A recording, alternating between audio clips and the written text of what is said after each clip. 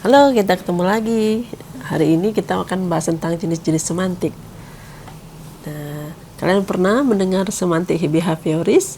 Nah, ini semantik behavioris ini adalah semantik melihat bagaimana makna yang dapat dipahami melalui proses mengganti. Kalau behavioris ini sebuah tindakan ya, itu ada stimulus, ada respon. Ketika ada kata-kata pada ibu misalnya mengatakan pada anaknya mam gitu ya, atau makan sambil mengucapkan atau menunjukkan, memberikan peragaan tangan sambil memasukkan tangan ke mulutnya, dan itu berulang dilakukan dan anak akhirnya paham, oh artinya mam itu makan gitu ya, sambil mengucapkan dan memperlakukan atau menggunakan tangan, menggerakkan tangan ke mulut. Nah itu berarti mam tadi maknanya makan. Nah itu semantik behavioris. Kemudian semantik yang lain ada semantik deskriptif. Deskriptif mengkaji makna yang saat ini berlaku. Jadi ketika kita mendeskripsikan sebuah bangunan gitu ya, kita menjelaskan gedung dengan bangunan, gedung, rumah gitu ya, itu berbeda. Jadi sesuai dengan deskripsi yang dipaparkan oleh orang tentang bangunan itu. Kemudian ada semantik generatif, yaitu makna yang muncul dalam kalimat. Jadi kita menggunakan kalimat secara utuh misalnya, atau hanya frasa saja, itu berbeda maknanya. Kemudian ada semantik gramatikal, yaitu makna yang terdapat dalam satuan kalimat.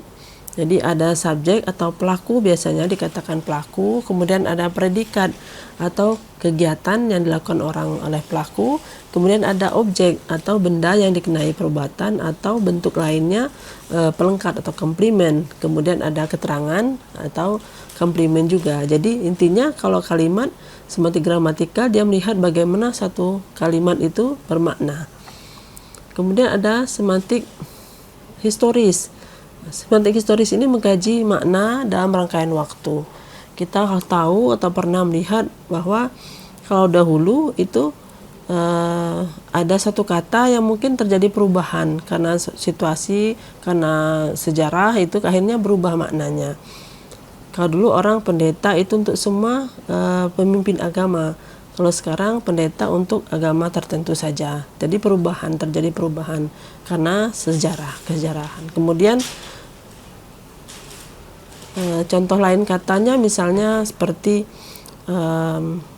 kata yang kita lihat kalau dalam bahasa Inggris gitu ya, terjadi perubahan misalnya dulu tidak ada subjek, kemudian kata kerja itu hanya kata kerja saja, ketika sedang melakukan ada ing, kalau sekarang itu muncul terjadi perubahan dari kata yang dulu dengan sekarang. Kalau dalam bahasa Indonesia ada banyak beberapa kata yang dulunya banyak digunakan, seperti nyiur, itu sangat produktif gunakan, tapi sekarang nyiur hanya ada di dalam puisi, dalam lagu gitu ya, nyiur melambai itu ya.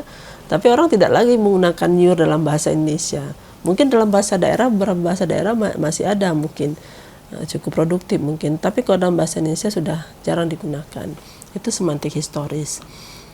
Kemudian ada semantik leksikal ya, itu mengkaji makna yang terdapat dalam kata.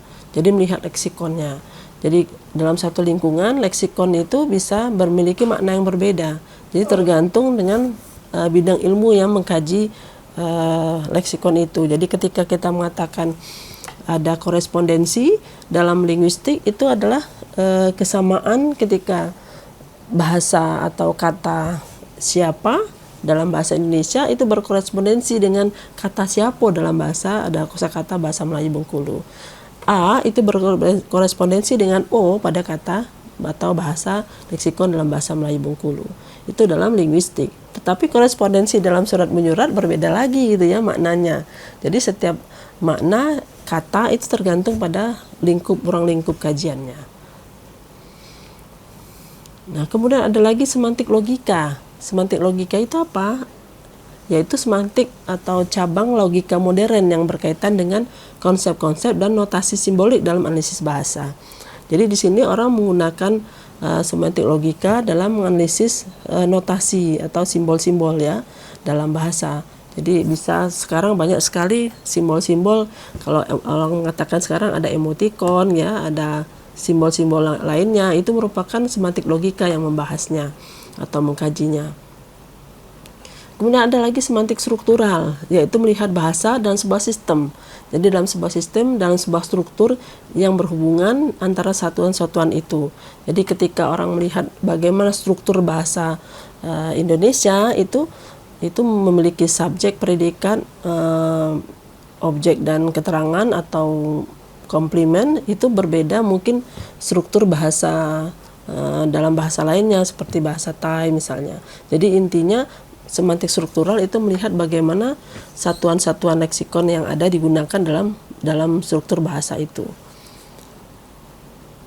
Itu mungkin ya tentang semantik.